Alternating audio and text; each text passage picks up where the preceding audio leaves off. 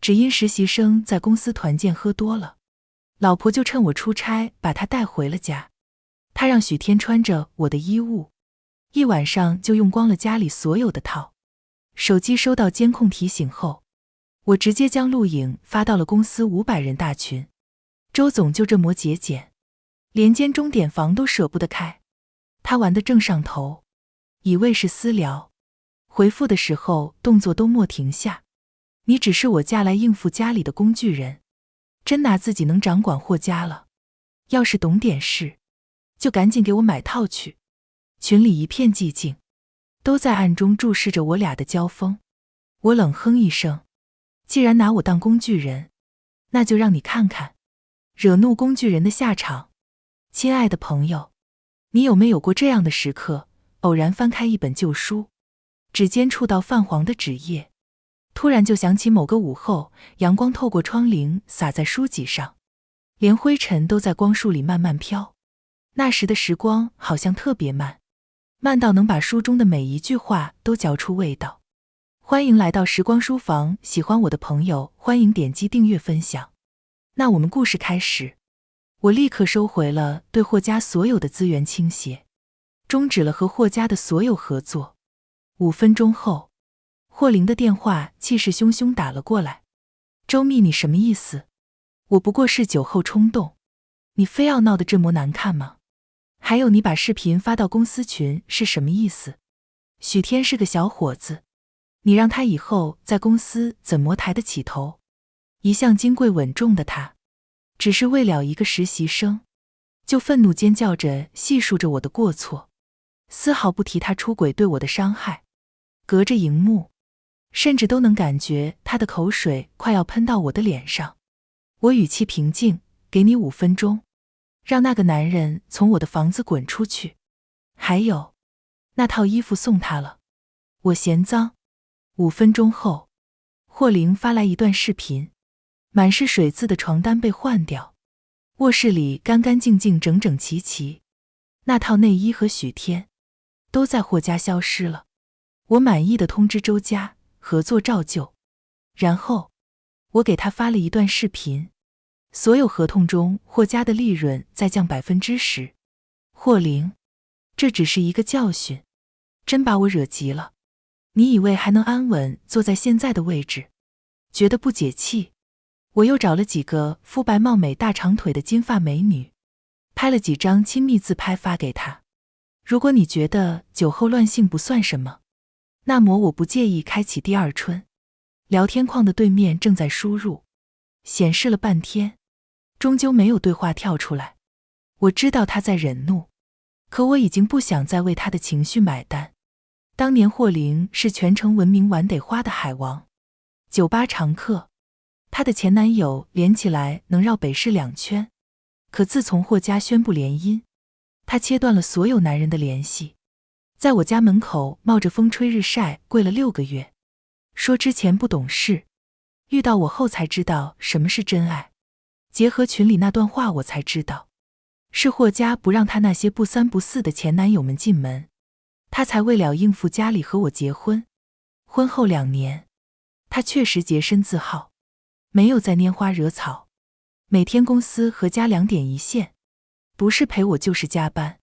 我以为她真的收心了，没想到是霍玲兔子吃起了窝边草，将撩男人的阵地从酒吧夜场转移到了公司。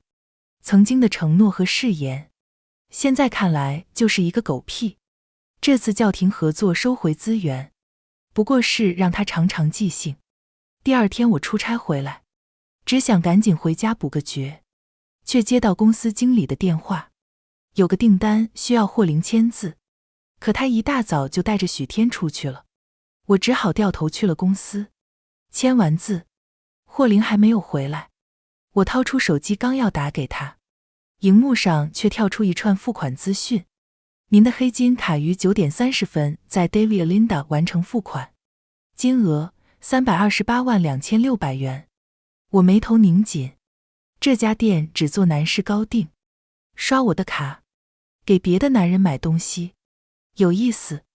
离开公司，我直接打车去了品牌店，隔着门口的展示玻璃，就看见许天激动地将那对袖扣别上，挽着霍灵的手臂，开心地在她脸上亲了一口。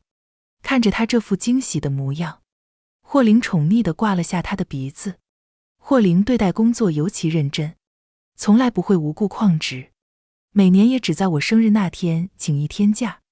可现在她却为了带实习生逛街，连公司的事都不管了。我阴沉着脸走进店里，看到我，许天立刻松开了霍灵，耸肩讨好的笑：“周总，你怎么来了？”我不屑瞥了眼他这副小家子气的做派：“我去哪儿？需要向你报备吗？我反倒要问问你，一个实习生，可以随随便便旷工了？”许天不敢说话，心虚地看向霍灵。他稳了稳神色：“是我带他来的。他刚来公司不适应，我带他来散散心。”随后拍了拍许天，让他别在意，先回公司。许天正要走，被我厉声叫住：“袖扣是我的，摘下来。内裤穿别人的也就罢了，袖扣也喜欢二手的，蹭东西成瘾了。”他怔了一下，难堪地低下头，脸一下子红透了。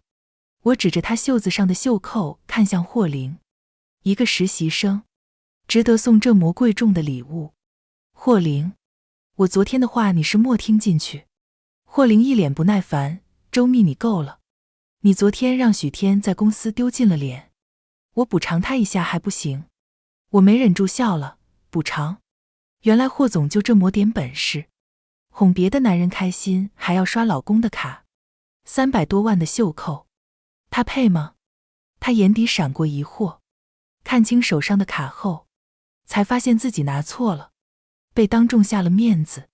他随即怒火中烧，连手上的青筋都快爆出来：“周密，你不爽冲我来，别欺负小家伙。再说，要不是你搞得许天颜面尽失，我能这样吗？不就是一串破项链，我双倍还你行了吧？”我暴毙冷笑：“霍灵，你以为只是钱的问题吗？这是公司专供给高端客户的牌子，他一个实习生什么档次？跟大客户戴一样的首饰，你让客户怎么想？”我居高临下看着低头不敢吭声的许天，有些人就是认不清自己的位置，以为陪老总睡一觉就能攀上高枝了。哼，一只野鸡，怎么也变不成凤凰。霍灵脸色难看，愤怒将黑卡砸在我身上：“周密，你有完没完？许天就算做错了事，可他一个小伙子哪有你说的那么多心思？这几个月，他为了公司订单都喝出胃出血住院了。我作为上司奖励他天经地义，用不着你在这多嘴。”霍灵像是一只打了鸡血的雄鸡，愣是不肯在我面前低头。也是，他现在可是许天心里的大英雄，怎么会自毁颜面当个夫管严？我冷哼一声，弯腰捡起卡片拍了拍他的脸：“霍灵，别忘了，你是凭谁的身份拿到的黑卡？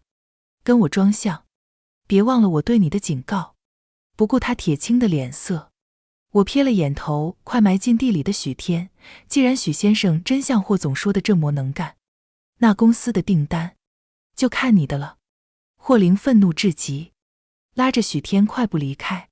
看着两人的背影，我立刻拨通了采购部的电话：“客户的专供首饰换个品牌。”我嫌晦气，电话刚挂断，手机立刻收到合作商的消息：“周总，你这样可没诚意。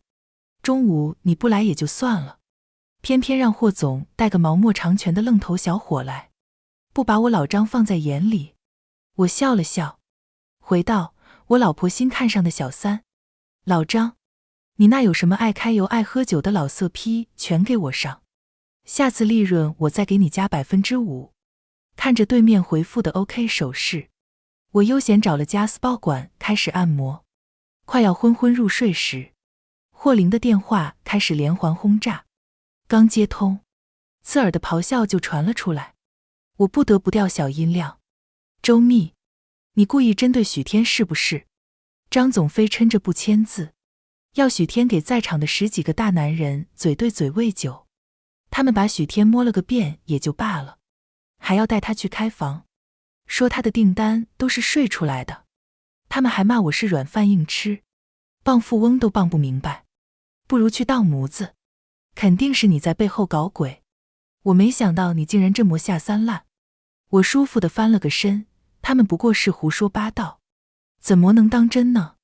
还是说，真被他们说中了？对面气的呼吸都开始急促。你胡说什么？要不是你，这笔订单也不会泡汤。许天眼睛都哭肿了。这下你满意了吧？我嘴角忍不住上扬，我只是让你们看清自己的位置。没了我，你什么都不是。霍玲愤怒地说不出话，粗暴地挂断了电话。我点开老张发来的视频，欣慰地看完全程，随手将视频转发到公司大群。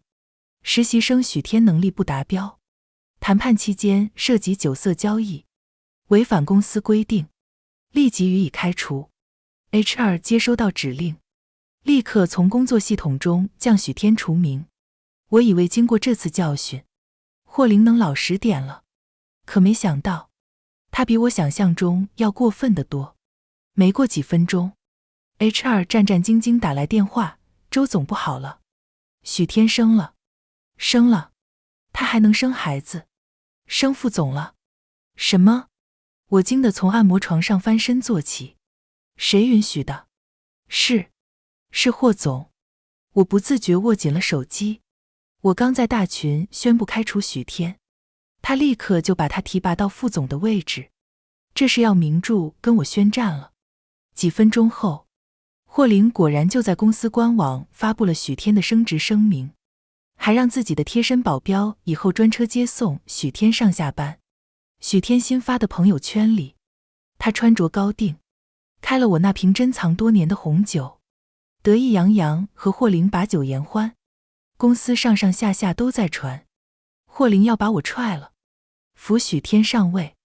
我掐紧了手心，既然霍玲铁了心要硬捧他，就别怪我不给他面子。或发布声明后半小时，我当即召集董事会，撤销了霍玲的人事任免权，然后重新组建公司部门，将许天彻底架空。不是想当副总吗？那就光杆司令当个够。公司所有难缠的客户、难签的订单全都交给许天处理。我倒要看看这个名存实亡的副总身份，能不能让客户敬你3分。做完这一切，我像是打了一场仗一样累，回到家便昏昏沉沉睡了过去。今晚是我爸的60岁寿宴，平时都是我带着霍玲一起回家为他庆生，但是今年我不想带他了。去周家的途中，我刚挑选完礼物，就接到管家的电话：“先生，霍小姐和许先生已经到了，老爷子让我问问你怎么还没来。”我拎着礼盒的手僵了一瞬，心中顿时怒火升腾。这对狗男女，在公司下我的面子还不够，竟然闹到了我爸面前。我招呼司机，以最快的速度赶回周家。刚进门，就看到许天紧靠着霍玲，坐在了我的座位上。这个贱人，想鸠占鹊巢的心思已经呼之欲出。我爸并不清楚这几天公司发生的事，还以为许天是我的好兄弟，还乐呵呵地冲他笑了笑。我顿时沉下脸，径直走到许天身后：“滚开！你是什么身份？也配参加我家的家宴？还坐在我的位置上？”他面色尴尬，求助地看向霍玲。霍玲强忍不悦看了我一眼：“周密，许天也是好心帮你爸祝寿，你怎么能这么说？”他气得呼出一口粗气。但这是在周家，我爸的寿宴上，他一个后辈也不好为了许天跟我呛嘴，只能忍着情绪将周边的椅子抽开，让许天换了个位置。哼，很用不着。耗子给黄鼠狼拜年，一看就没安好心。我懒得搭理他，让佣人换了张新椅子。他坐过的，我嫌脏。今天各界名流都来了，我不想把场面搞得太难看，所以想着等寿宴结束后，再跟他俩算账。中途去卫生间，却听见许天愤愤不平地对着手机抱怨：他周密装什么装？不就仗着有个好爹吗？要是我有他这样的家世，未必比他差。瞧他那副样子，鼻孔都要上天了。哼，今天非要给他点教训看看。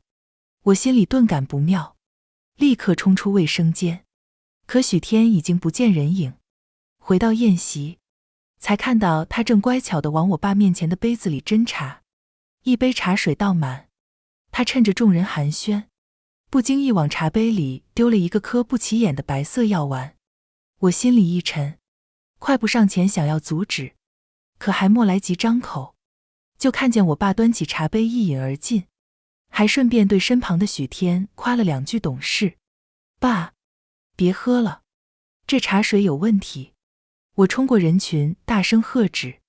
客厅瞬间安静，所有人的目光投到我身上，可还是晚了。我爸刚放下杯子，顿时脸色狰狞，捂着胸口倒在了地上。在场的宾客吓得不轻，甚至还有胆小的女士尖叫出来。我慌了神，急忙扶着我爸坐起，可他浑身瘫软，喉咙又红又肿，脸色憋得通红，马上就要窒息。霍灵，快叫救护车！我胡乱抹了把脸，慌乱中下意识喊了霍灵的名字，接着看向还未放下茶壶的许天，咬牙切齿道：你这个贱人，你在我爸杯子里下了什么毒？要是我爸有个三长两短，我一定不会放过你。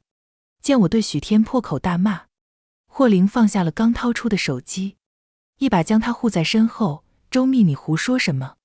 许天是看你爸口渴才帮他倒了杯水，明明是好心，你怎么在这血口喷人？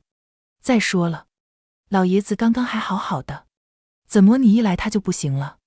谁知道这是不是你爸配合你演的一场大戏？当着这么多人的面欺负许天，你们周家简直欺人太甚！立刻跟许天道歉，还他个清白，否则就别想去医院。简直荒唐！我快要被气疯了。我爸的脉搏已经非常微弱，脸也已经青紫，耽误1秒钟就多一分危险。我强压下愤怒，手忙脚乱掏出手机自己打了120。周围宾客也议论纷纷，指责霍灵，你这个媳妇怎么这么冷血？公公都这样了，还不赶紧救人？就是，出了这么大的事，她还帮着这个男的斥责自己的老公，真是胳膊肘往外拐，人都快不行了。有什么事不能以后再说吗？先把人送去医院啊！面对众人的非议，霍灵脸色越来越难看，仍一副看穿一切的模样。你们难道看不出来吗？这是老爷子帮他演戏呢。他一向身体硬朗，怎么会喝了杯水就晕了？明明就是装的。许天也委屈辩解，周总，我知道你讨厌我，可你也不能为了陷害我，就这样作践自己的父亲啊。要是今天让你离开，在医院出了什么事，我可就说不清了。就是，霍灵附和道，周密，快让你爸别演了，再演就穿帮了。我的情绪已经忍到了极限，几乎要被怒火吞噬，拼尽全力一巴掌打在霍灵脸上，打得他趔趄了2步。霍灵，你这个畜生，要不是我亲眼看见他下毒，我爸就被你们活活害死了。我爸脸都憋紫了，难道你瞎了吗？见我歇斯底里，许天非但没有一丝愧疚，反而还一脸得意。霍灵被我劈头盖脸一顿骂，一下怒了，好啊，周密，你现在还在嘴硬，够了！我眼泛血光，愤怒地叫来保镖拉走他。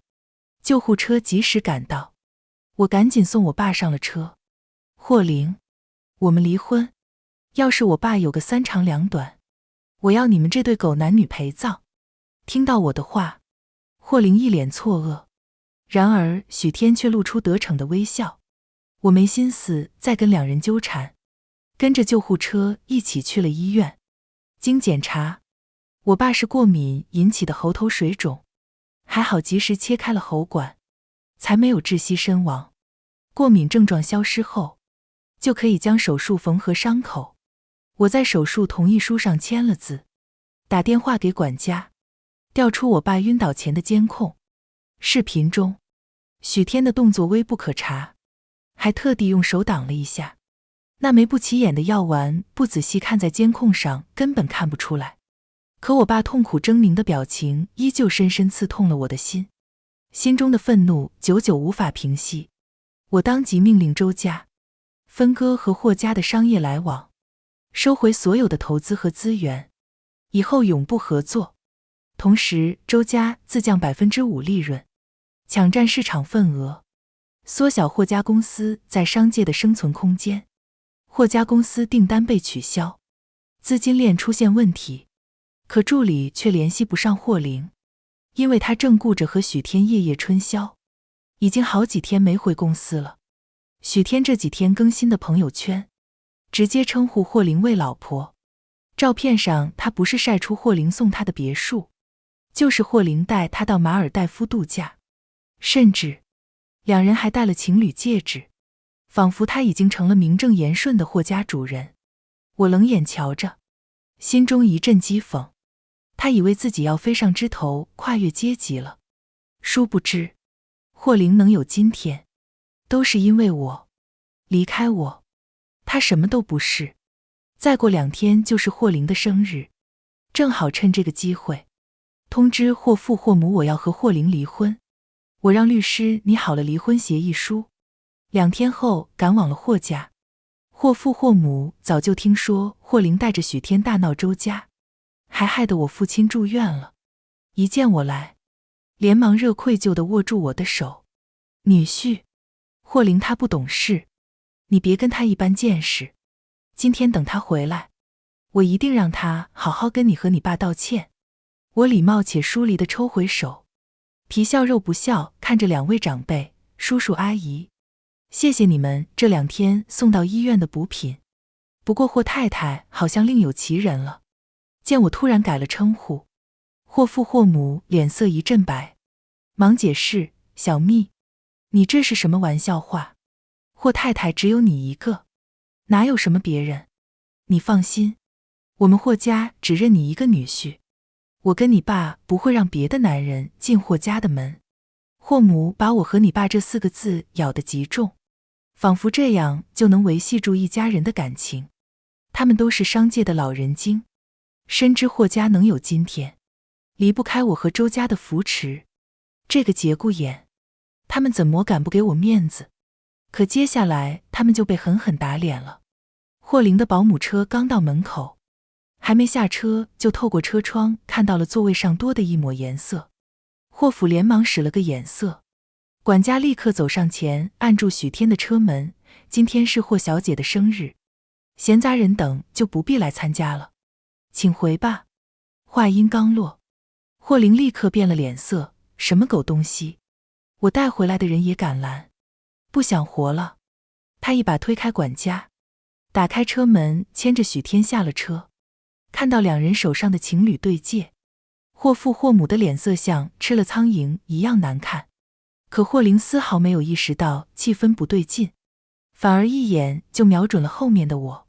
我说呢，原来是你在背后搞的鬼。上次在周家污蔑许天也就罢了，现在还故意把许天赶出去。你看清楚，这里是霍家，不是你家。许天只是来帮我庆祝生日，我看谁敢让他走。闻言，我面色平静，反倒是霍父恨铁不成钢的重重杵了下拐杖。许天一脸委屈，不知道为什么周总总是对我有这么大的敌意。要是他不欢迎我，那我还是走吧。他转身走了几步，眼神却不断回头瞟。果然，瞟到第5下，霍玲拉住了他。霍父胡子都气歪了，管家，立刻把这个男人赶出去。我伸手拦住了他，不用了，反正我也是有事通知你们才过来一趟。现在时间不早了，我也该回去了。拿出早就准备好的离婚协议书放在桌上。霍玲，你不是想让他进门吗？签字吧，我成全你们。霍母当即大惊，一把将离婚协议书抢过去。小蜜，这种事可不能开玩笑啊！我瞥了眼一旁的许天，冷笑一声，人都带到你们面前了，还当是玩笑吗？霍灵，给你2天时间签字，否则别怪我闹上法庭。原本还觉得一切尽在掌握的霍灵，看到离婚协议书后，也不禁慌了神。他难以置信，周密，就因为我带许天回家过个生日，你就要跟我离婚？我冷眼斜视，霍灵，你装傻真是有一套。以前的事都被你这个狗脑子忘干净了，我已经给过你机会，可惜你死不悔改，就别怪我一刀两断。说完，我踩着高跟鞋离开。霍母着急想上来追我，我直接一关车门，理都不理。霍福火冒三丈，抄起拐杖重重给了霍灵一棍子。你这个混账，立马让这个男人滚出霍家。这几天公司都成什么样了，你知道吗？就知道在外面厮混。要是和周密离婚，我们霍家就真的完了。去，不把周密追回来，我宁可没有你这个儿子。局面乱成一团，霍母捶胸顿足，霍府气急败坏，霍灵却牵着许天死死不撒手。我视而不见，直到车渐渐驶出霍家大门，才感觉轻松了些。回到医院，我爸已经醒了，只是身体相比之前的硬朗，虚弱了太多。我帮他调整了下输液管，说了我要跟霍灵离婚的消息。他说不出话，只是叹了口气，粗糙的大手颤颤握住我的手臂，像是在说，无论我做什么，他都支持我。这些年，我对霍家的付出，我爸都看在眼里。要不是霍灵真的伤了我的心，我也不会狠下心来彻底斩断。我以为霍灵对许天这么上心，肯定会迫不及待签字，恢复自由身。可我没想到，霍灵竟比我想象中的更加无耻。当天下午，我收到一封档，是霍灵你的新的离婚协议书。他发来消息，想离婚可以，你净身出户，要是不愿意，我可以原谅你的过错，还当你是我老公。我被他的无下限开了眼，他以为用利益逼我，我就会放弃离婚。可我的法务团队不是吃素的，既然不想好聚好散，那就等着接法院的传票吧。我立刻通知律师，提起离婚诉讼。霍灵那边也莫闲着，随着周家抽走了资源，霍家公司很快就出现了经营问题。首先是订单签不下来，大批的货被堆在仓库，只能低价处理。因为入不敷出，公司的资金链也开始断裂，导致新的生产线无法继续运营。没有产品，就更无法和市面上的其他公司竞争。短短几周，霍家资产就缩水了一大半。听说连员工的薪水都发不出了，2/3的员工都跳槽了。霍父霍母无可奈何，只能跑到医院，对我爸讨好陪笑，希望我爸能劝劝我，让我放他们一条生路。我爸只是悠闲咂了口水，我老了，管不了他了，你们还是回去吧。见我爸这条路行不通，他们又找上我，可都被我的助理挡了回去，连我的面都没见着。霍灵急得焦头烂额，竟同意了许天宣导开源节流的提议，在公司里大刀阔斧的裁员。原本还没走的老员工，连补偿金都没拿到，就被赶出了公司。不仅如此，霍灵还取消了员工福利，连厕所的卫生纸都限量供应。许天一开始还自信满满，说替霍灵节省了大笔支出，可没过几天，霍灵的员工现形势不好，跑的一个都不剩。行内听说了霍家公司小便革职，大便2格子纸的奇葩规定，也没有新员工愿意入职。曾经占据行业半壁江山的霍氏公司，就这么明晃晃的破产了。霍家公司破产清算那天，霍父霍母看着半辈子的心血付之一炬，直接气到吐血，被送去医院急救，下了3次病危通知书才救过来。霍玲也意识到许天根本不像他想的那样有能力，跟之前的我差了10万8千里。离婚诉讼官司开庭那天，霍玲哭着在法院门口拦住我：“周密，我都一无所有了，你怎么忍心也离开我？”我冲他挑眉笑了笑：“你并没有一无所有啊，还有你那个蠢猪一样的许副总啊，要不是他，霍家还不会倒得这么快呢。”他脸色白了白，还想上来拉我的手，被我侧身躲过，头也不回进了审判庭。庭审上，霍玲称夫妻感情并未破裂，坚决不同意离婚，甚至他还当着法官的面细细诉说着他对我的感情，连跟我告白时买了几朵玫瑰花，到婚后1月几次的夫妻生活，都一字不落地说了出来。我知道他是想我让我心软，可我对他的感情早就被他一次次的背叛消磨光了，现在只剩下厌恶。我提交了数条他婚内出轨的证据，以及他带着小三把我父亲害进医院的监控。最终法官还是判了离婚，不过还是便宜了他，让他得到了一部分的婚内共同财产。这笔钱说多不多，说少不少，既可以维持或父或母在医院的手术及后续费用，又无法让霍玲再过上以前的富贵生活。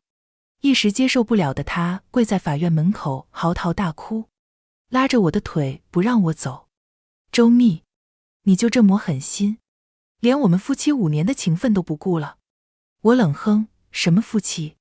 我们现在只是陌生人，别在这拉拉扯扯，否则我报警把你送进去。他不甘心地松开手，看着我上了最新款地迈巴赫，而他只能坐公交回家。回到家，我将家里所有霍玲的打包寄给他，邮费到付。房子是我的婚前财产，他无权分割，现在也无权居住了。霍父霍母出院后，才知道家里的别墅已经被抵债了，现在一人只能住着租来的2室1厅。2人捶胸顿足，大声辱骂许天是个扫把星，都是因为他把一个好好的家搞成这样。他们要求霍玲立刻跟许天断了关系，霍玲坚决不同意，却在一天早上发现枕边空空如也，许天早就带着他所有的钱跑了。他不敢相信曾经那个小鸟依人的许天，竟然在这种时候背刺他，可打出的电话都被拒接，连联系方式都拉黑了。他这才意识到，原来许天喜欢的一直是他的钱，现在他落魄了，也就没有什么价值了。痛定思痛后，霍玲报了警，说许天偷盗他的财物，要求警方帮忙找到许天，归还他的全部钱财。远警找到许天时，他正在一家5星级酒店，床上还有一个肥头大耳300多斤的富豪。从霍玲那里偷来的钱，早就换成了他身上的最新款西装和领带，还有那些用来撑门面的。霍玲急红了眼，上去左右开弓扇了许天2个巴掌，然后疯狂将他身上的衣服撕扯下来。你这个贱人，这可是我爸妈的养老钱，你怎么能拿着我的钱去傍大款？县远警在这。许天毫不示弱，什么你的钱？这是你前夫的钱，还以为自己是那个高高在上的霍总呢。呸！要不是当初看你有钱好骗，以为我会看上你，现在你不过是个穷光蛋，还想让我跟着你？做梦！赶紧给我滚开，别吓着我们刘总。床上的胖男人艰难地撑着床头坐起身，惊愕看向这一切。远警同志，这是怎么回事啊？远警亮出警官证，您跟这位许天先生是什么关系？他涉嫌偷盗财物，非法侵占，麻烦都跟我们走一趟。3人一起被带回警局，因为许天他偷窃金额已经构成量刑标准，迎接他的将会是铁窗泪。听说要坐牢，许天才开始有些怕了，哭着跪在地上祈求霍玲谅解他，他可以还他钱。刘总有很多钱，他可以帮我还钱。霍玲，我还年轻，我不想坐牢啊，求求你放过我吧。说完，他跪着挪到刘总脚下，求他帮帮他，让他做什么都可以。刘总厌恶地看了他一眼，开什么玩笑？我只是玩玩你，还真让我掏钱，拿我当冤大头呢。滚开！你这种货色，不要钱的抢着让我睡。刘总一脚将他踹开，霍玲也对他恶心透顶，不愿再靠近他。我赶到警局，将许天给我爸下药的监控交给了员警，请求彻查。许天看到监控，脸瞬间白了。